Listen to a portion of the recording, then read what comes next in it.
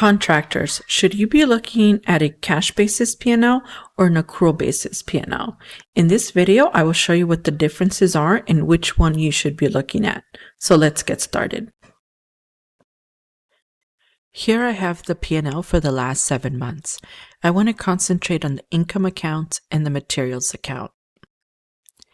The way I want you to think of cash basis is think of money going in and out of your bank account. The way I want you to think of accrual basis is when revenue is earned. So when you worked on the project and then invoice that project to your client, that is revenue earned. For incurred materials or incurred expenses, I want you to think of when you place the order for your materials at your supply house. But you haven't paid the materials invoice yet. You will do that in a later date. That's accrual basis. I'm going to change the report to show the last 7 months. That way we could get a better picture of the P&L. So going back to what I said at the beginning, that means in February, I received $7,000 in my bank account. In June, I received $10,000 in the bank account, and I spent $5,500 in materials. That's money going in and out of the bank account. Now let's switch to the accrual basis and see what happens.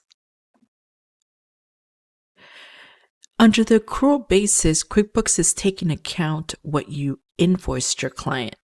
So we didn't have anything for January, but now we show $5,000. That's because we invoiced our client $5,000 in January.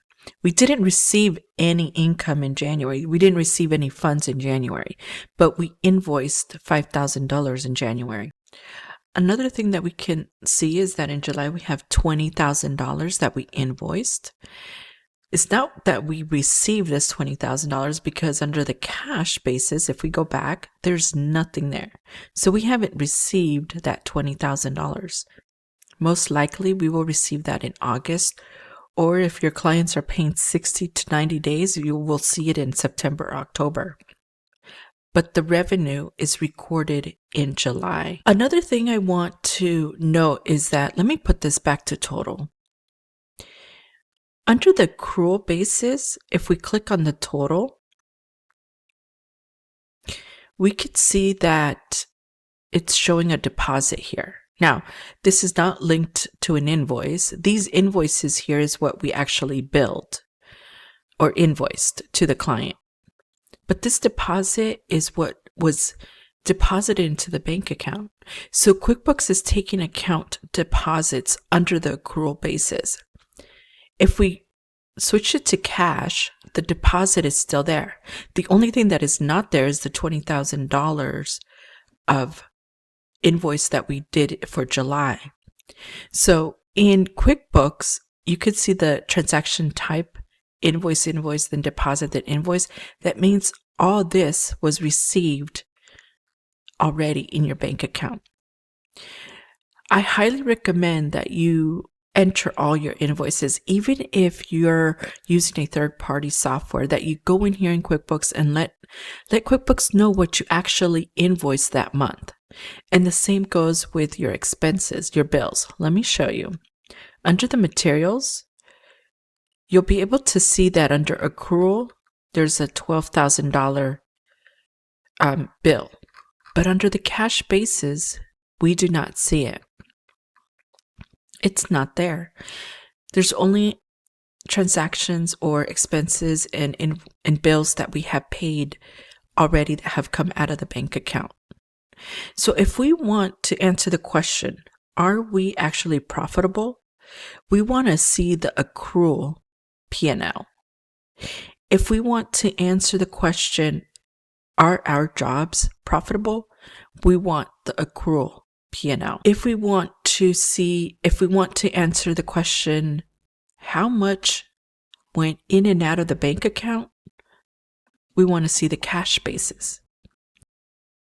Now, the cash basis P&L will not tell you if you have enough money to pay your bills in the next couple of months. That's a different statement. That's the cash flow statement. We will look at the cash flow report in a different video, But today I wanted to go over the cash and accrual basis of the P&L. It's important that your financial data is accurate in QuickBooks. That way you'll be able to pull a cash basis report or an accrual basis. If you are just entering all your transactions as cash basis, meaning you're just doing expenses, you're not doing any bills, you're not doing any invoices in QuickBooks, the accrual basis and cash basis will not matter because you're just entering the expenses. The accrual basis, as we saw, will take into account cash deposits and expenses paid. So it's important that you enter invoices and bills correctly in QuickBooks. If you need help entering your financial data correctly in QuickBooks, book a call with me and we can discuss how I can help. If you have found this video helpful, please give thumbs up and I will see you on the next one.